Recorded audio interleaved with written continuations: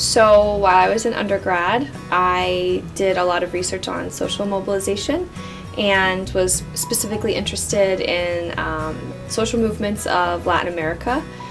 When I came to grad school here at Ohio State, I was interested in focusing on the Andean region, and so learning Quechua seemed like an obvious next step. And so I applied and received a fellowship to attend Centro Tinku in Cusco, Peru to learn beginning Quechua. It was an intensive summer program for 12 weeks, I believe. And while we were there, we did 4 hours of language instruction in the classroom and did various cultural excursions and field work. And when I returned to Ohio State in the fall, I continued my Quechua studies here in the classroom, finishing at the intermediate level. That was incredibly helpful for my research and also helped to guide me in my career profession.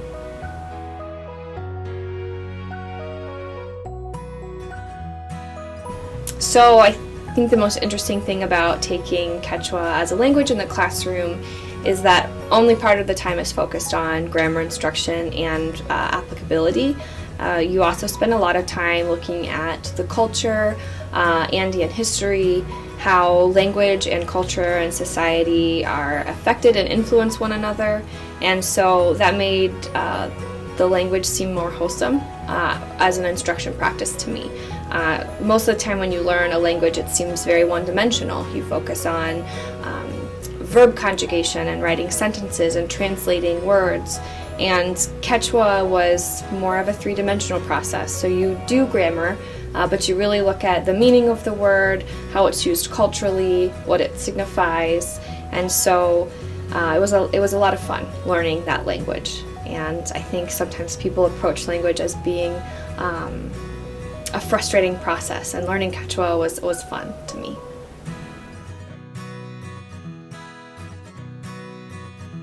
Do it.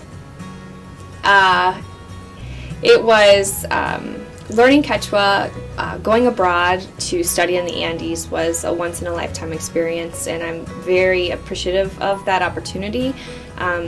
Professionally, I think it prepared me for my career, being able to understand the language and the culture and how it was applicable to my research in graduate school, but personally I think it was very valuable as well to understand that societies exist that have a completely different worldview, how that language represents that worldview, and so it's given a new perspective on the integration of language and culture and your participation and role in society.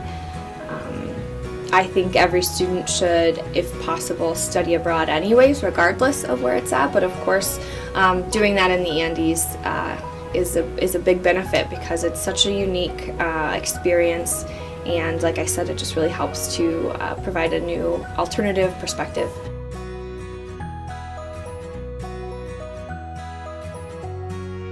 The Andean and Amazonian Studies minor is a wonderful opportunity here at Ohio State. We have a rigorous curriculum that provides students with an opportunity to learn inside and outside of the classroom.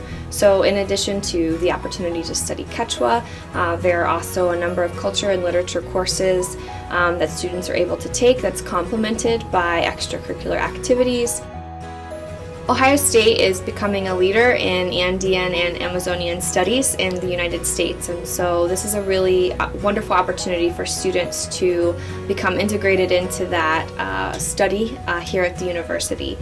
There are a number of opportunities for students to get involved, and hopefully we will continue to grow the resources that we apply to the program.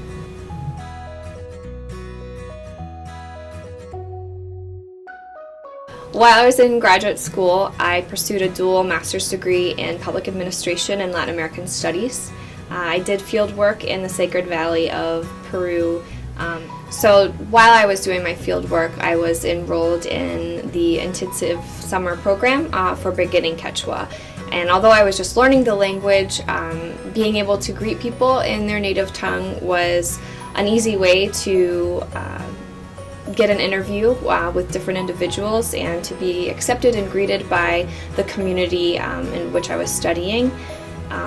It was fascinating how appreciative people were that you were making an attempt to learn the language, and so that really helped to position myself as a researcher. Coming back from doing field work, knowing Quechua and continuing to study it made my research easier. It helped to contextualize what I was learning and what I was reading. And while I didn't actually pursue an academic career when I was finished with the degree, it still helped in my profession because I moved into public service and I work here at the university now. While I don't speak Quechua on a daily basis in my job, knowledge of less commonly taught languages, the unique challenges and opportunities that they provide to students has really helped to focus the center's priorities in ways that best provide for our students. And so that has been a great value to my career.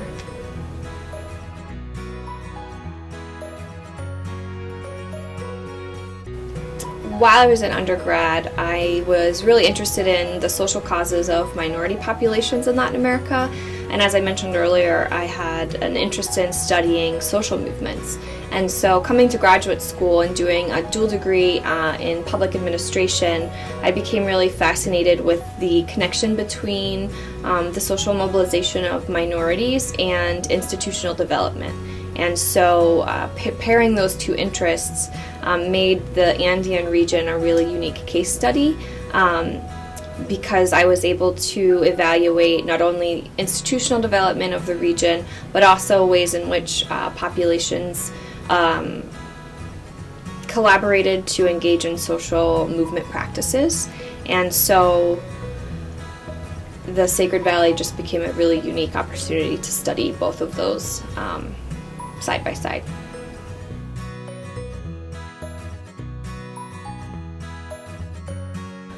I think that students and faculty at a university setting as scholars have a responsibility to protect the languages that we have the opportunity to study.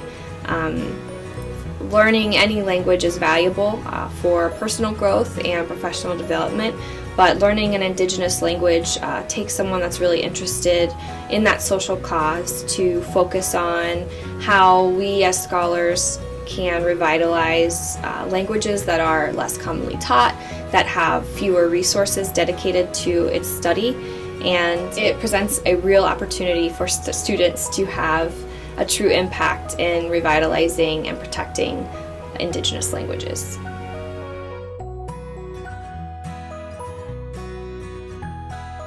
While I was in Cusco doing the intensive Quechua program, our instructor asked us to go to this really wonderful market that's in the center of town and negotiate prices and purchase items from the vendors. And so the San Pedro market is beautiful, and there are hundreds of types of produce, dozens of types of corn and potatoes and herbs that I've never seen. And it was such a fun experience going vendor by vendor and asking how much does this type of corn cost in Quechua, and then translating that number. And when we came back from the activity back to the classroom, we all had these huge bundles of herbs and produce and food and textiles, and I don't think that the instructor was anticipating us to actually purchase all of the items that we were negotiating, but it was a really interesting learning experience, especially learning your numbers.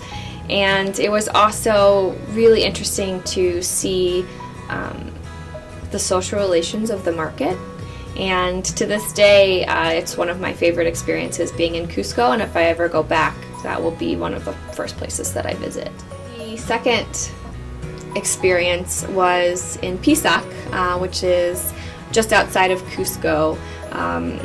Some of the students and I went on a day trip to visit the market and look at the Pisac ruins, and we were asked and approached by an older man that spoke only Quechua if we wanted to go up and him be our tour guide.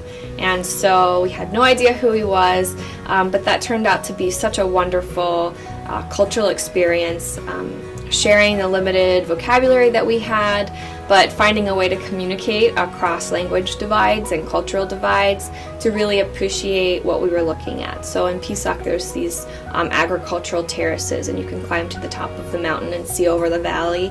And it was one of the best landscapes that we saw on the trip. And so it was really interesting to pair that with a brief language lesson and cultural lesson as well.